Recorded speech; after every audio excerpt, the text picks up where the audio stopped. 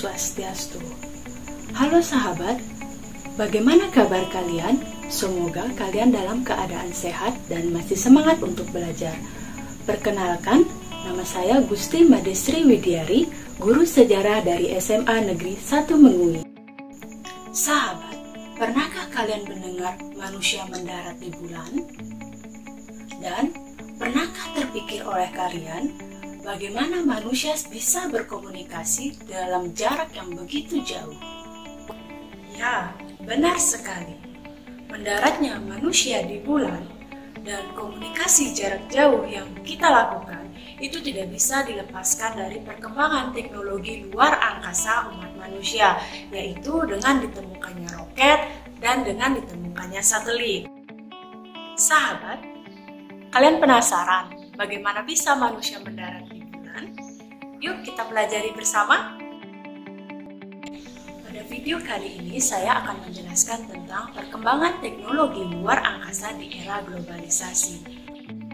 Setelah pembelajaran ini diharapkan kalian mampu mengevaluasi perkembangan teknologi luar angkasa di dunia dan di Indonesia, serta mengevaluasi dampak dari perkembangan teknologi tersebut terhadap kehidupan manusia sehari-hari.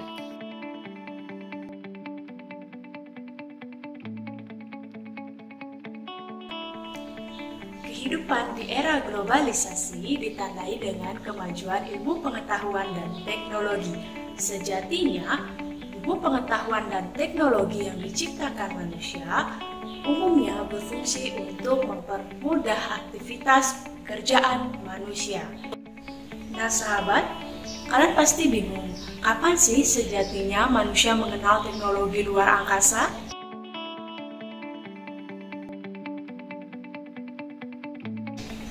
Perhatian manusia terhadap luar angkasa sudah dilakukan sejak 3000 tahun yang lalu. Hal ini dilakukan oleh bangsa Babilonia dan bangsa Assyria yang sudah melakukan pengamatan terhadap luar angkasa dengan bukti catatan astronomis berupa rasi bintang. Pengamatan terhadap luar angkasa kemudian dilakukan pada masa peradaban Yunani kuno. Hal ini dibuktikan dengan munculnya ilmuwan-ilmuwan seperti Kopernikus yang mengemukakan bahwa teori bumi bulat dan matahari sebagai pusat tata surya.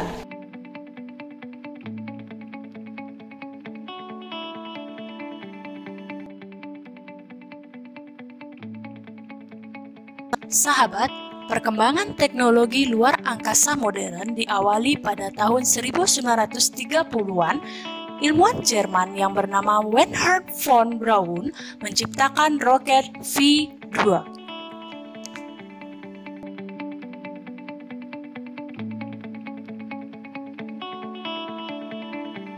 Sahabat, perkembangan teknologi luar angkasa modern semakin berkembang ketika terjadinya Perang Dingin.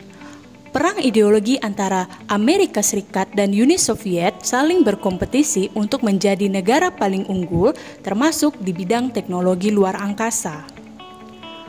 Pada tanggal 4 Oktober 1957, Uni Soviet berhasil meluncurkan satelit pertama di dunia yang bernama satelit Sputnik.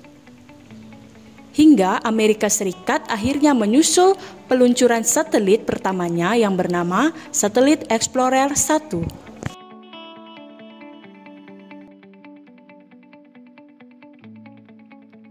Sahabat, setelah peluncuran satelit, antara Uni Soviet dan Amerika Serikat saling bersaing untuk melakukan ekspedisi manusia ke luar angkasa. Pada tanggal 12 April 1961, Uni Soviet meluncurkan astronot pertama ke luar angkasa mengelilingi orbit bumi, yaitu Yuri Gagarin.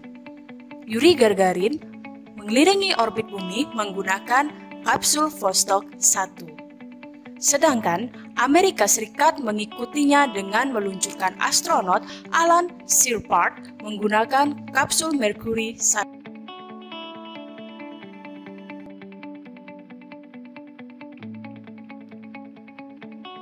Uni Soviet dan Amerika Serikat melanjutkan rivalitasnya.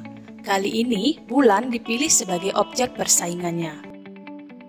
negara Uni Soviet menjadi negara pertama yang melakukan ekspedisi ke bulan.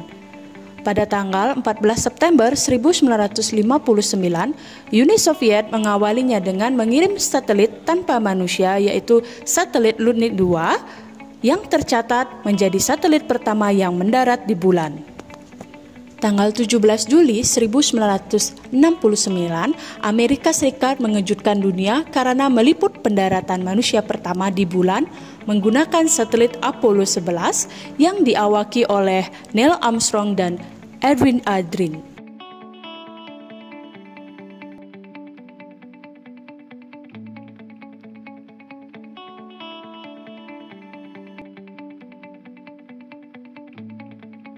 Setelah Perang Dingin selesai, antara Amerika Serikat dan Uni Soviet membentuk kerjasama di bidang teknologi luar angkasa dengan membentuk Laboratorium Stasiun Luar Angkasa Internasional atau yang dikenal dengan International Space Station.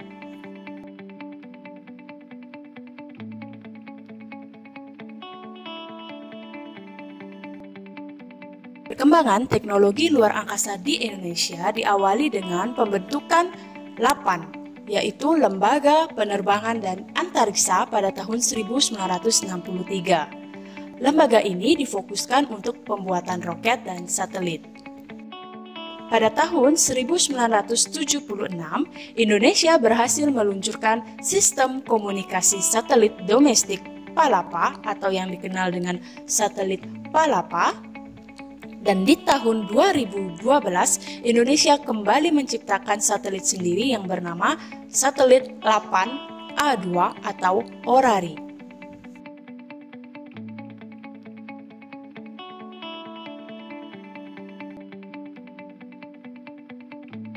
Indonesia mempunyai seorang astronot, Profesor Dr. Pratiwi Sudarmono. Pada tahun 1986, beliau ditugaskan untuk ikut dalam sebuah misi yang bernama STS-61H. Misi ini dibatalkan karena adanya kecelakaan pesawat Challenger.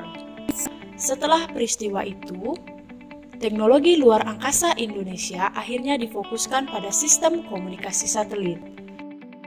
Sistem komunikasi satelit sangat berguna untuk kehidupan sehari-hari manusia, seperti untuk komunikasi antar daerah, komunikasi antar negara, menyambungkan komunikasi telepon, menyambungkan komunikasi televisi, radio, faksmili, dan internet. Perkembangan satelit di Indonesia semakin pesat dengan ditandai adanya pengiriman satelit LAPAN A1 pada 2010, satelit LAPAN A2 pada 2015, dan satelit LAPAN A3 pada 2016. Nah, sahabat, itulah tadi penjelasan tentang perkembangan teknologi luar angkasa di dunia dan di Indonesia. Semoga video ini bisa menjadi referensi kalian dalam memahami materi tersebut. Terima kasih atas perhatiannya. Sampai jumpa pada video selanjutnya.